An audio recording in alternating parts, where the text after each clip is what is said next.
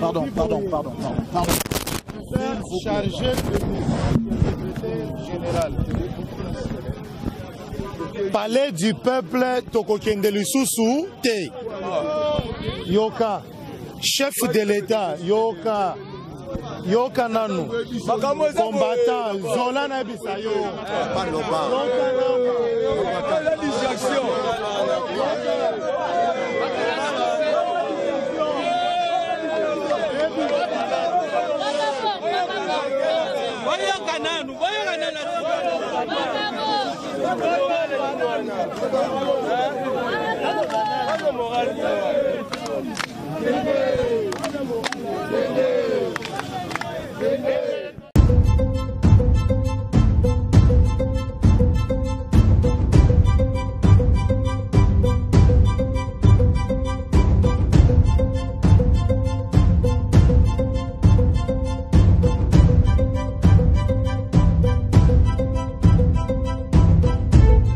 Numéro de Congo Expérience, mesdames et messieurs, Neboyebi, le tout ça, la rentrée parlementaire.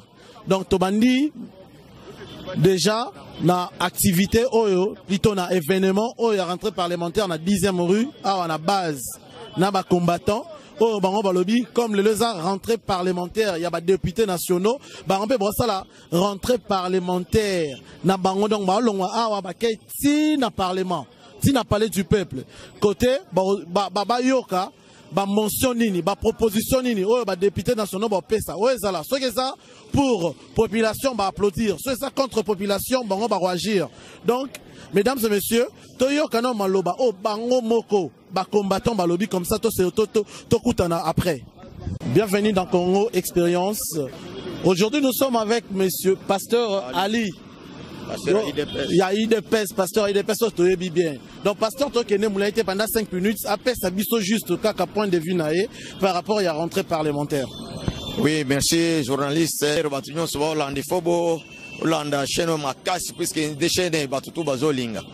Problème est Ali Bouye.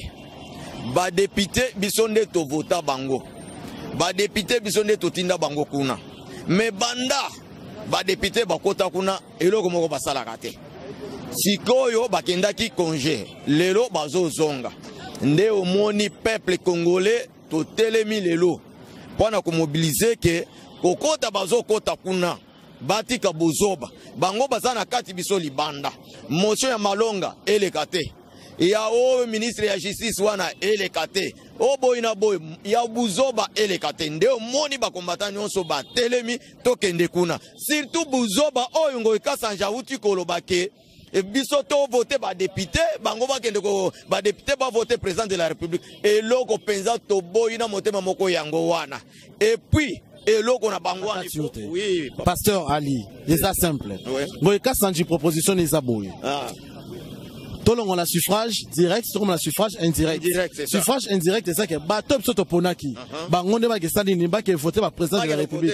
Mais biso pe to mona mabe na ngota. Eza mabe. Yo mutu oyo yo moko voté. Mutu yo voté, mutu ana yake voté le président de la République. Toboyi yango pourquoi? Puisque Batouana baza même bandeke ya liboso na tolo banalingal. Basali 18 ans et le côté. Imagine bango bazo mona ka mutu wana. Mais biso image tozo mona Félix, to mona mutu mususu te. Bazo bunda ke loko wana e ya bandi mango po ba voter kaka mutu wana.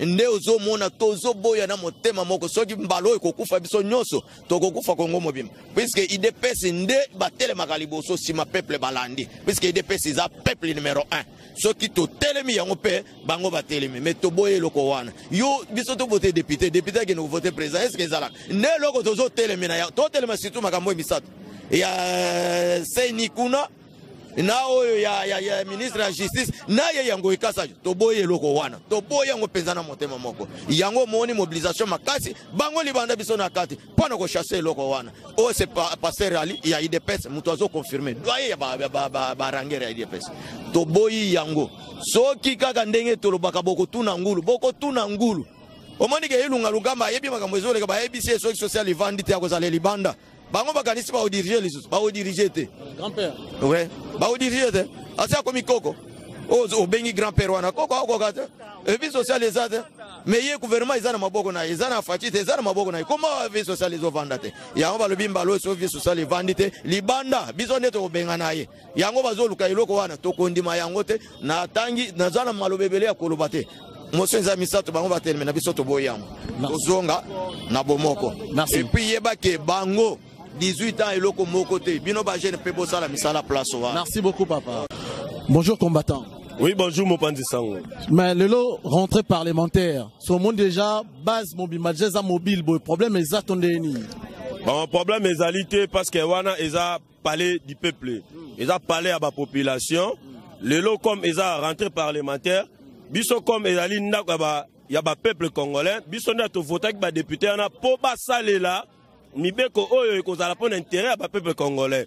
Soki bazo salela mibeko oyo eza pona ba ventre na bango baya minene batama ba TX na ba V8 biso batoto votaki bango toza rara makolo boy na ba sanda na ba culotte collé à bien te ba santa bien te yango na tolobi eteke lelo comme ezali rentrée parlementaire baza rozonga na kati ya parlement biso nyonso pe na bango tokende tozo vigiler bango soki baza ko voter ba loi ya ba peuple congolais toza d'accord na bango. Soki baza ko voter ba loi ba peuple congolais te baza ko voter ka toujours ba intérêt na bango na mauvaise foi oyo bango bana ngo pona Congo parce que biso tokanisa ki kie toza baza ba partenaire na biso menzo kande baza ba adversaire na biso parce yango na moni congolais nyoso moko na moko ala muki 6 heures alobi etele ya député sokota na pays du peuple ngai pe na za libanda na za lisu likolo ya lisu observateur pona tala soki bazo voter ba loi oyo eza na intérêt na ngai to betel bango maboko soki baza ko voter ba loi o eza pona ka ba intérêt na bango ba famille na bango alors on en a marre to boyi to esi bango ke chef de l'état to loba ke chef de l'état sa nini a dissous de parlement na poto moni eza sous l'obédience na bango te mot d'ordre à combattant les années mot d'ordre ya combattant ezali lelo biso nyonso tout na parler du peuple o batonga ndako wana eza ba peuple soki pe ba député ba lingi to so ba mousse ba coussin na ba drap toya to koma rolala wana parce que ça parlait du peuple. Bon, idée à combattant. Non, rappelez d'abord que combattant c'est un parti politique, combattant peuple congolais ça combattant à Bolam. Non, lorsque je parle de combattant, combattant ça peuple congolais, yo ça peuple congolais moi aussi bah yo ça peuple congolais. C'est pas que ça y démarcation bah non non. Oui. OK, alors na ngalo baboyam bref que lelo ngala oyebisa ndeko na ngo to molanga na bilili soki ozala député soki ozala pena député ozawana ozala soki ya kai soki ya lamuka so ya wapi député na yebi na minute to asu na député na mboka te elonga na yebi joto okende wana eto okende na minute to za na député te comment to comprendre to za na député te parce que député soki to za na député fa na député to na to souffrir boyete notre friboté député nana tala mama ba enseignant nana tala mama ba salaire nana tala mama misale za mboka ti ba okene o chef de l'état salani gouvernement na mboka nani gouvernement majorité o ezana parlement na majorité ezana gouvernement bango se loko moko alors chef de l'état tongi bango ba buki ba tongi bango ba buki donc community que non mobile asali mo sa buki donc on mona ke na ndako wana ke liboso te ango na mona moni ke quand même na député te pourquoi yo moko eza soni na mboka na biso po mona parler du peuple mais au moins ba peuple ango ba ke kuna bazo beta masa sikuna na parler na bazo kufa mais loko na eza soni so kinga za député na démissionner sur place.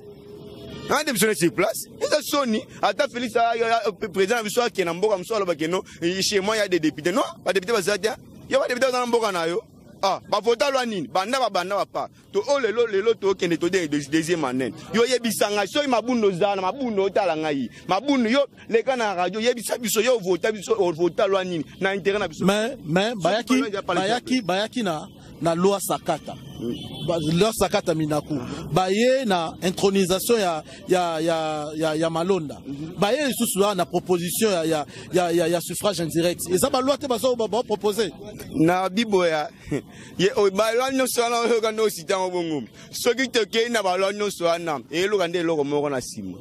Ba loi yo sakata na izambrouillement. Ba lo kande lo mo na sima.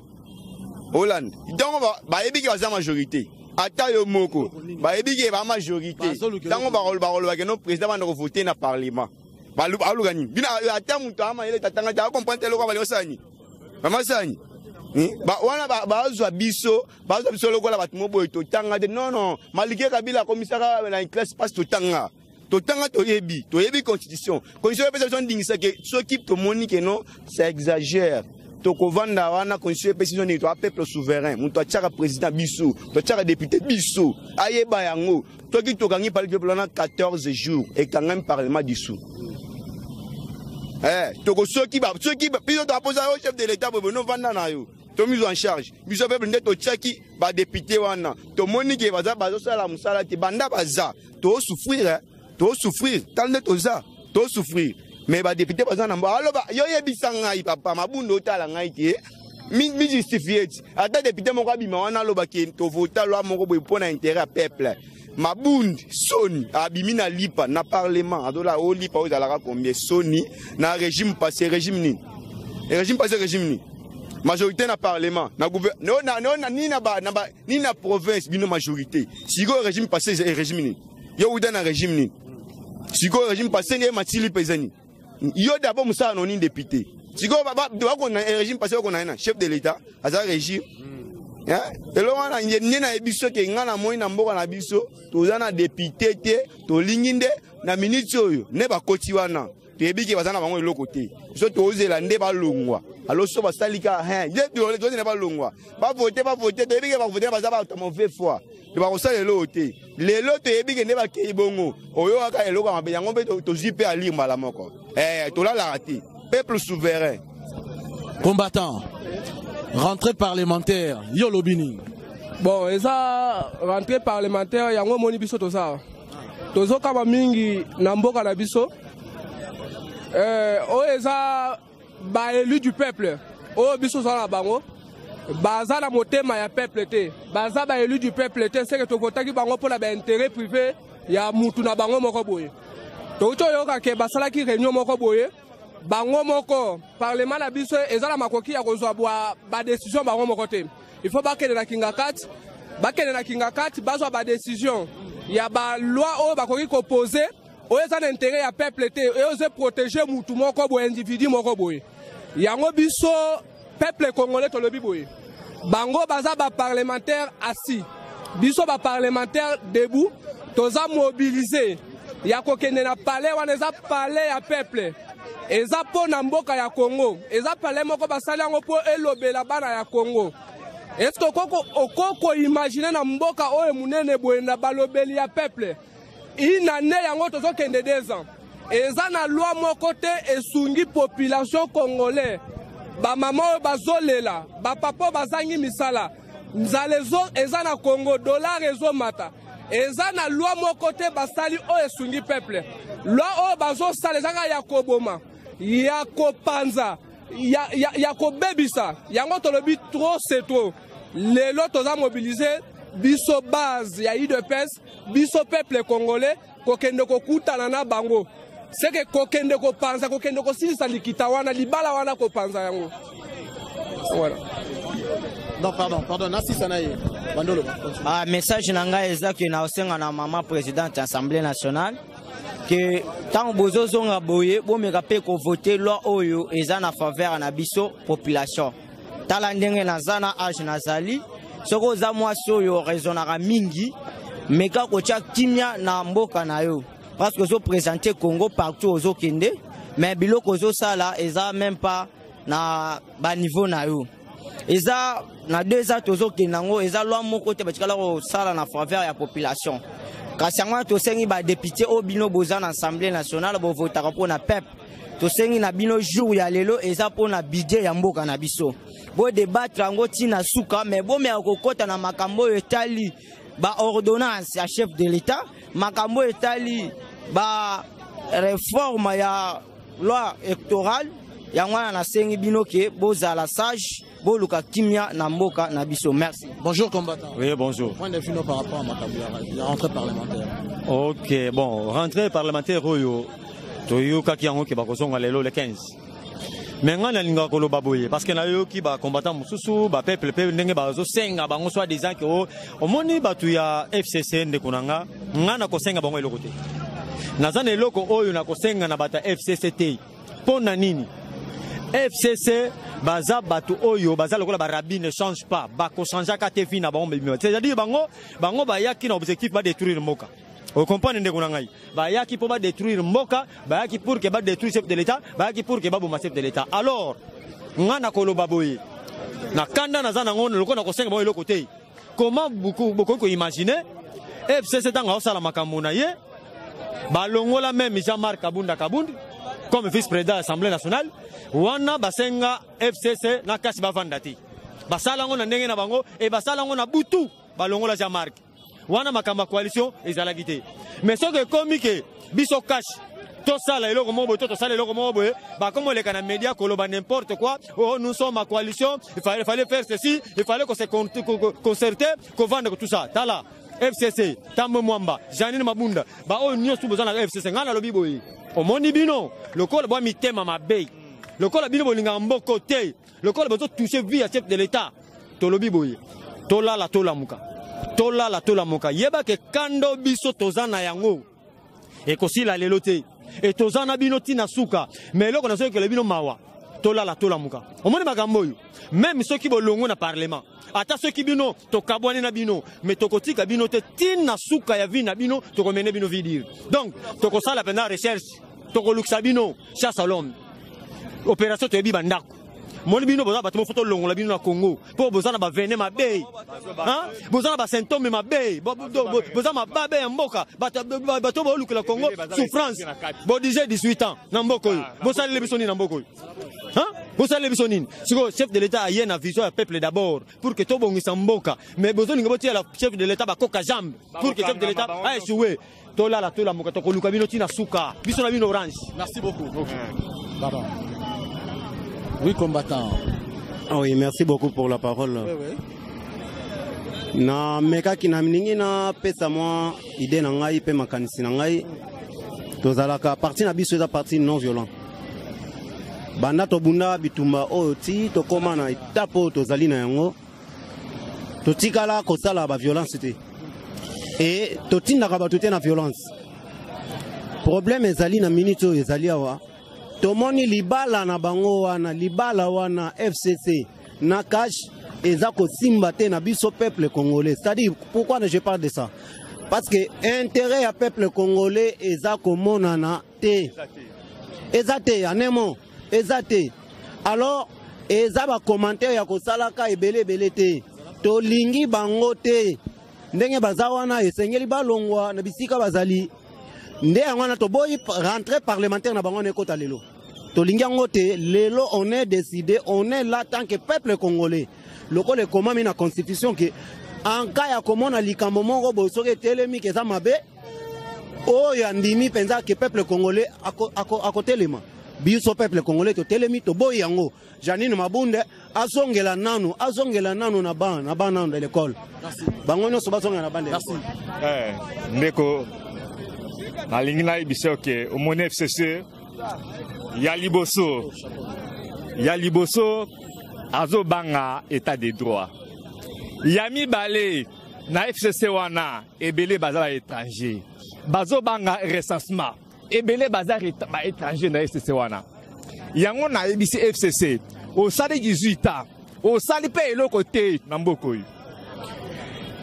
Boye bambongo ebele na mboko yi. Yango na ebisi FCC yo ntambo mwamba. Na batuna na bajine mabunda bokeba. Toyebi banda kuna bino. Toza na kanda 18 ans o bino bo jija bo sali pe eloko te. Toyebi banda kuna bino. Bokeba, botika le chef de l'État a jugé, tout le monde n'est pas le juge Mboka Oyo. D'accord, merci. Bonjour maman. Bonjour papa. Bon, par rapport à la rentrée parlementaire, le yo perception au point de vue. Bonne journée à l'élo, toye pour la makamwa parlementaire, oh basakuna la palais du peuple. La première chose, tu dois comprendre que bazala qui n'a vacances. Loko la bakoti na ba parlementaire lelo pour ba s'arranger la ba makamwa ba salariat na bango pe la makamwa. Mais to sengi que l'air bakokota distraction ezalate makamwa ko violer loi ezate. Oya bako toucher na loi moko boye oya ko toucher chef de l'État. Biso pe base to zali. To linga ki to bima wana po mais to se stopper pour to za ba intellectuel. To zo accompagner chef de l'État dans celle pour la matanga oya sasu. Oto solo la quelques minutes après tokozonga. Men merci mena oya tali bango. To sengi teke distraction ça la mapé to éviter que bazala katwana bazala groupement ya makam mabebele bango bali basala. To suki wana. Point de vue noyo par rapport à Makambu nyonso sur les cas. Surtout à retour par il y a rentrée parlementaire. Entrée parlementaire bisonyo sopé on a parlé du peuple. Ne parler du peuple fonga lelo bisonyo so kenda poto fonga la parler du peuple lelo poto ba nini ezoleka. Ba yebisa biso bana baye ba pesa biso rapport oya banda ba kota na parler du peuple bazo sala mosala pona peuple intérêt nino ba se ba sala pona biso. Exacté. Tout le monde qui va faire la biso aventure, ceux qui va meki ko meka boro nani, moi no ya côté à mujima nani, moi kasanje, moi ibiana, so ba meki ka ko beta boro wana o ata ningi sa pesa to yo ki peso wana, ba kete, to pesi bango carte rouge déjà, to zana esquisse ata mongote. So to yoki ata ningisa na munoko député moko na borana ke to cha loi tel député banda voter président de la République mais banda kala wana ba yebagite ba yostuka ba seke balalaki hein bazolo tandota baba ba meka président na façon nyoso ba kokite ba yesuko na ma façon ba poizo ba kokite ba na façon ba stratégie et simbité pour le moment carte na bango asuka yango po ba yebagite ke Toko ma 10e moitié. Bon, bango so ba raté pe. Hein? Oza match so ba raté le lot ici. Biso pe tozo zongi sakete, bango ba kena ba paiement. Merci. Bon, par rapport à rentrée parlementaire, commentaire na ezanini. Lelo na ndenge toyebelaki retour na bango ezali pona kosola makambo etali budget. Mais soki tota na kati ya likanisi na bango toujours na ndenge to sangana na bango na kati ya coalition likanisi na bango ezalaka ya kokwesa chef de l'état lelo okokoma kuna ba obeta lisolo msusu ya kovoter ke président koma kovota me kuna na kati ya parlement eloko na obeta sete kana IDPS te me na obeta sete na Congo mobimba lelo oyoyo biso lelo tozo bima mais ezali pona intérêt ya Congo mobimba ezali pona intérêt kaka te ya mutu moko ya liboselo ko bango basenga ki kosala biso pona kosala division eza tribalisme limisanga papa journaliste na loba penza eza tribalisme na kati ya tribalisme wana bazomona comme si obiso to kenda kosalaka eza donc pona donc intérêt tantôt ya province moko to ya donc mupanzi moko ok eza intérêt ya Congo mobimba eloko to sa lelo soki peuple congolais toza na bolingo ezali toko kutana tana nde toko kutana boete il fallait toko kutana donc ina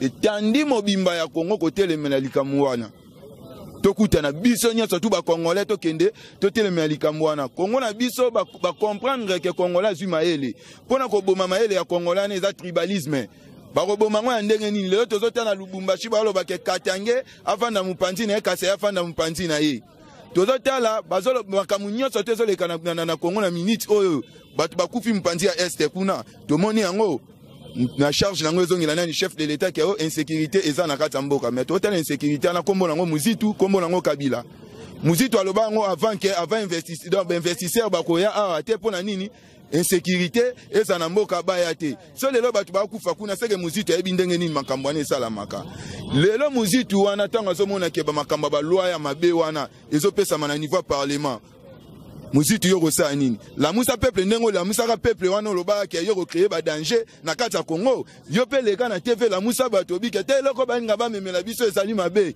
biso pe nde tozali awa tozali na besoin que mboka na biso chaque fois ka to votaka peuple a votaka sur ba décision na même muzitu côté wana olali pongi yango na tozo regretter eloba na ngwata pasta gili bokwa la ndenga lobaka abike muta motema mabe awumela raté na motema mabe o bino bozo kota nango na kati ya Congo pe tribalisme o boko tsango na kati ya Congo toujours biso tozali éveillé tokolinga te yango wana oyoka ba message to pesa bike même mikolo na Facebook mikolo partout soko moni mutu azo finga ngai moluba na fingi mutete ato na fingi mutabandunu na fingi nini il fait ko beta ngo vie donc vie ezalo donc beta ngo kara ça n'est pas monité ko répondre été po pesa aussi li sa valeur na yango donc pas si ezokota na kati ya mutema muluba balani na muta bandundu.